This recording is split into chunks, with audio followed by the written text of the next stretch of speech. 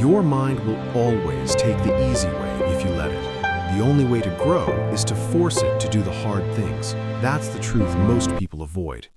Every single day, your mind whispers excuses. It tells you to put things off, to relax instead of working, to choose what feels safe instead of what makes you stronger. And if you keep listening, you stay stuck exactly where you are. But when you decide to push past those excuses, even in the smallest ways, you change everything. This is not about being perfect. It's about proving to yourself that you can act even when you don't feel like it, that you can finish what you start, that you can do the hard things that most people run away from. In this audiobook, I'll show you how to train your mind to listen to your decisions, not your moods. Because once you master that, there's nothing you can't build in your life. Chapter 1. Force yourself to finish tasks you keep avoiding daily. If you really want to change your life, you need to learn how to force yourself to finish the tasks you keep avoiding. Think about it for a moment. Every single one of us has those things we put off. They sit on our desk, in our mind, or on our to-do list, and we keep moving them to tomorrow. The hard phone call, the uncomfortable conversation, the project we know we need to start, the exercise we promised ourselves, or even that book we said we would finish. These are the tasks that drain us more by avoiding them than by actually doing them. And that's the truth about human psychology. Avoiding what you know you should do builds stress, guilt, and frustration. It robs your confidence. When you avoid a task, you teach your mind that delay is an option. You train your brain to believe excuses are more important than progress. And each time you give in to delay, you weaken your own self-respect. That's the real cost of avoidance. Not the undone work, but the message it sends to your own mind. You can't trust yourself. That's why successful people live differently. They build the habit of facing hard things head-on. They finish what they avoid. And once you start doing that, you change the entire direction of your life. So how do you do it? First, you must understand that your feelings will not always support you. You will not feel like making that call. You will not feel like exercising when you're tired. You will not feel like working on that project when the television or the phone offers you something easier. If you wait for the feeling, you will wait forever. What separates people who grow from those who stay stuck is this: they act despite their feelings. They don't negotiate with themselves. They don't wait until the mood is right. They decide and then they do. Forcing yourself to finish tasks you avoid starts with awareness. You need to be honest with yourself about what you keep pushing away. What is it you've been carrying for weeks, months, maybe even years? Write it down. Be clear. Don't hide from it. Your progress starts with facing it directly. If you can't be honest with yourself about what you avoid, you'll never build the discipline to finish it. The second step is to break the power of that task by taking action. Not tomorrow, not later, but today. Pick one thing you've been avoiding and complete it fully. It might be small, it might be big, but finish it. Feel the weight lift off your shoulders. Notice how your energy changes. That feeling of release is your proof that action builds confidence. You've probably had that experience before, the moment you finally did the thing you kept putting off. You felt free. That's not just coincidence, that's psychology.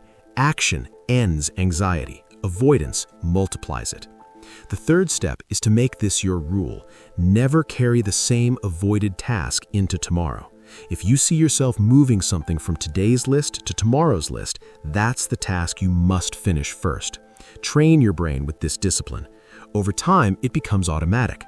The mind learns that you are not the type of person who carries unfinished tasks. You become someone who closes loops, someone who follows through. That's how self-respect grows. Now, think about how this applies in real life. Imagine you've been delaying that tough email. Every day you avoid it, it lingers in your mind. You see it on your list and you feel that small weight pressing on you. It distracts you from everything else. You even feel guilty when you try to relax. But the moment you sit down, type it out, and send it, the pressure disappears. That's the lesson. You were not tired of the work. You were tired of avoidance. You were tired of carrying the weight, and the only way to put it down was to finish it. This is how you force your mind to do hard things. You give it proof. Every time you finish something you avoided, you show your brain that you are stronger than your excuses. That's how confidence is built. Confidence is not built from easy tasks or quick wins. It's built from proving to yourself that you can handle the things you least want to face. But understand this, it's not just about productivity, it's about your identity. Every time you finish a task you avoided, you are reshaping who you are. You're telling yourself, I do hard things. I finish what I start. And when your identity changes, your life changes.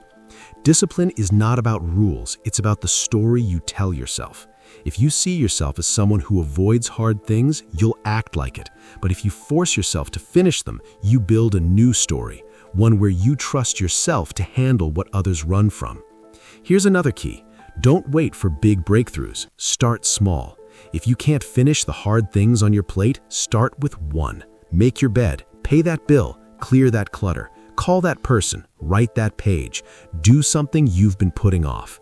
These small wins create momentum. They build proof that you are taking charge. Momentum is what fuels discipline. One completed task gives you the energy to complete another, and before you know it, you've turned avoidance into action. And remember, finishing tasks you avoid doesn't just free your time, it frees your mind. Think about how heavy it feels to carry guilt and unfinished business. It steals your focus, it drains your mood, it even affects your sleep. But finishing those tasks clears mental space. It gives you peace, and peace is what allows you to move forward with strength. So here's the challenge. Pick one task you've been avoiding. Don't just think about it, do it today. Feel the difference. Then tomorrow, pick another. Make this a daily practice. If you do this for 30 days, you will not be the same person. You'll be stronger, clearer, and more confident. You will have trained your mind to obey your decisions instead of your feelings. This is the path to mastery, not waiting for inspiration, not waiting for comfort, but taking control of your actions day after day. When you build this discipline, you can trust yourself to follow through. And when you trust yourself, there's nothing you can't accomplish. So start now. Don't carry today's weight into tomorrow. Don't let another day be stolen by avoidance. Force yourself to finish what you've been running from.